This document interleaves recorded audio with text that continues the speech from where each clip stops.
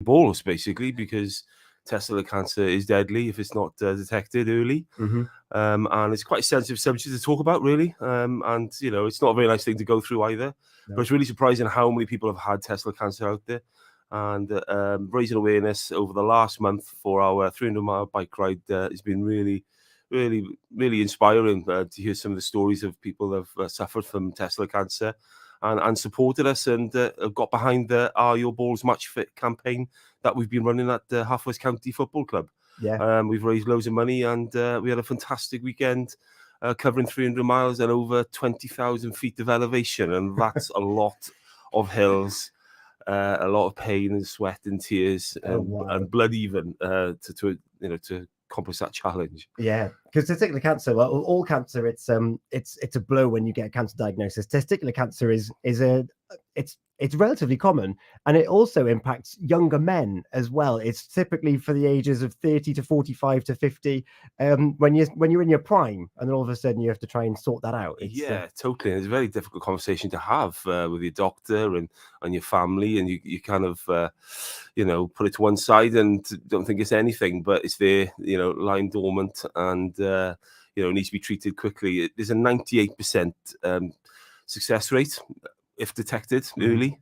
So this is a message, really, is to check your balls, basically, and for your wife or girlfriend as well, to be involved, because it's important. It's just as important as breast cancer. Yeah, definitely. I remember back in school there was the Check Your Tackle campaign, which was a similar kind of thing. And I remember I've done match announcing at the Oggy Bridge Meadow Stadium, and there's nothing quite like shouting over a PA system, "Are your balls match fit?" And of course, warm soapy water and just run them through your fingers. You're looking for any hard lumps that shouldn't be there, and if any concerns, go to your GP. Yeah, exactly. And then just look up It's in the Bag, which is a testicular cancer charity.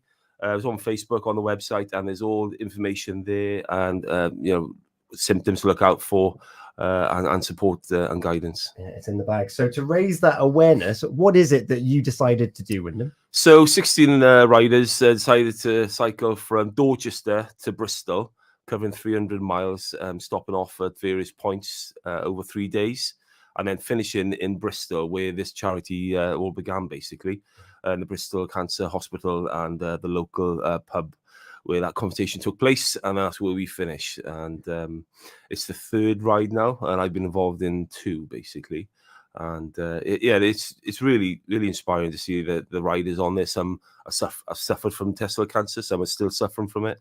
And they've took on this amazing challenge, and people who've donated have given me the stories of how they've had testicular cancer and overcome it, how they know people that have had testicular cancer, and it's really surprising. It's very common, but people don't talk about it.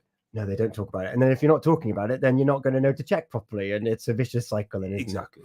So averaging 100 miles a day over the course of 3 days, what was that like? Well, we were lucky. The first day it was beautiful weather. We were in the countryside, hardly any cars. It was great, but absolutely massive hills. If you're not a cyclist, it would have been tough. You would have to put some training in to get it in the legs and get that fitness up. And then obviously you've got to get your nutrition right. You've got to get your energy gels and your water stops and your fluids. You've got to drink regularly every 5 minutes, because you don't realize how much you're sweating when you're cycling, and you're losing so much water. And you don't want to be dehydrated. As soon as you're dehydrated, it's an issue. And first day I had a punch up the first hill, which is unbelievable. And we're all looking around who's the best mechanic to help in that situation. But teams of 6, I was the team leader of my group, and it's all about completing the challenge. It's not a race. It's about getting home safely. The last ride we did 3 years ago, 3 in A&Es. It is quite dangerous if you're not focusing on the road and aware of the dangers, really, when you're cycling out there. Yeah. And what was the toughest part of the challenge? Oh, like I said, the hills. That's tough. Getting back in the saddle day 2 and 3. Obviously, the posture is quite sore. My name is Pseudo Balls, #Pseudo Balls, because I'm renowned for using pseudo creme, and it was a lifesaver.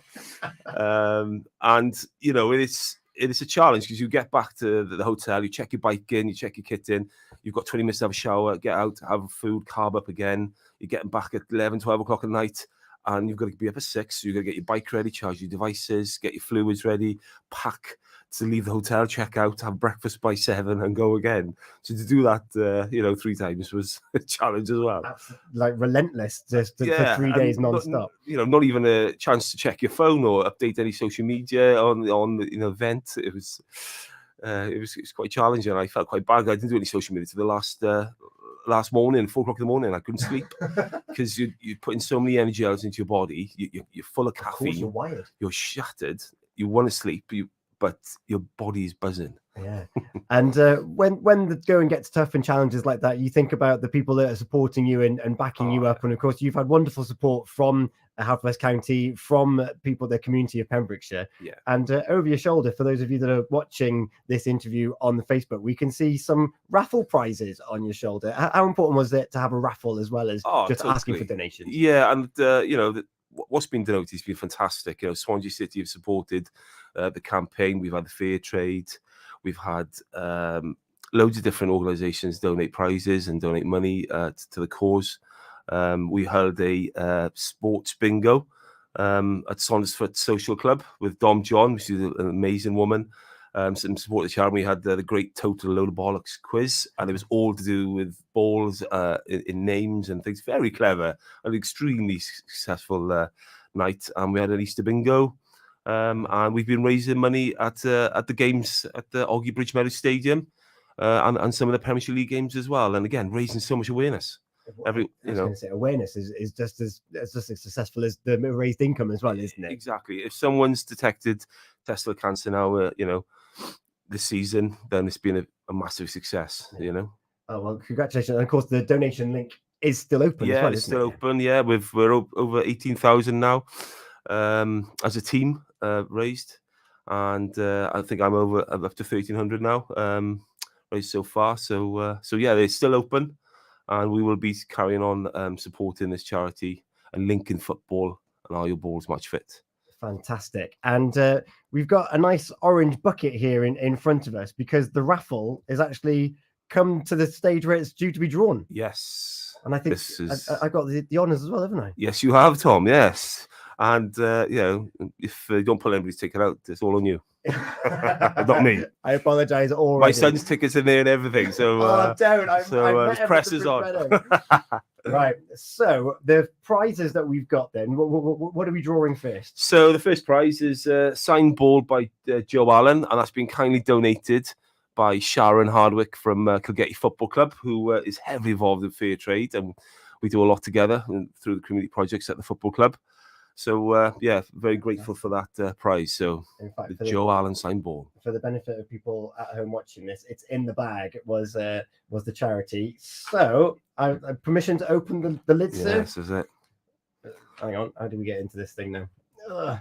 There we go. Yeah, we don't spill them all over the desk. Look at all these. In fact, I'm going to have to be careful with the camera actually because there's people's names on there. So I'm going to give it a good steer over here. And how long have you been collecting raffle tickets for? For the whole month. The whole month. Yeah. There's quite a few in here. There's quite a few in there. Yeah. I had a bad handwriting all those numbers and names. So we've got a number of different colours in here. We've got blue, purple, brown, orange. I remember you walking around the Oggy Bridge Meadow. You had the book with you pretty much every step you went, didn't you? So for the football signed by Joe Allen, let's get in nice and deep. We've got ourselves. It's orange 271 to 275. Emma Armstrong. Emma Armstrong. Oh, congratulations. Emma Armstrong. Brilliant. Right, have you got a pen there? We can write down what they've won on there then. Yep. Right. I think I've got a pen here somewhere. Have you got one? It's one thing I didn't bring, Tom. I got to be honest. I'm armed and dangerous. Right. What's the next prize? Okay. The next prize is 2 tickets. The Swansea City hospitality at Swansea City. So another shake up here. All these tickets are going everywhere. Right, they're all in the bucket. Second prize it's another orange ticket. It's Scott Davis. Congratulations. 2 tickets. Let's hope he's not a Cardiff fan. That's awkward. After Swansea tickets, we have got a signed Haverfordwest County first team shirt behind me, which is literally behind you. So if you're watching this on the Facebook, you'll see it's the one on the right hand side there.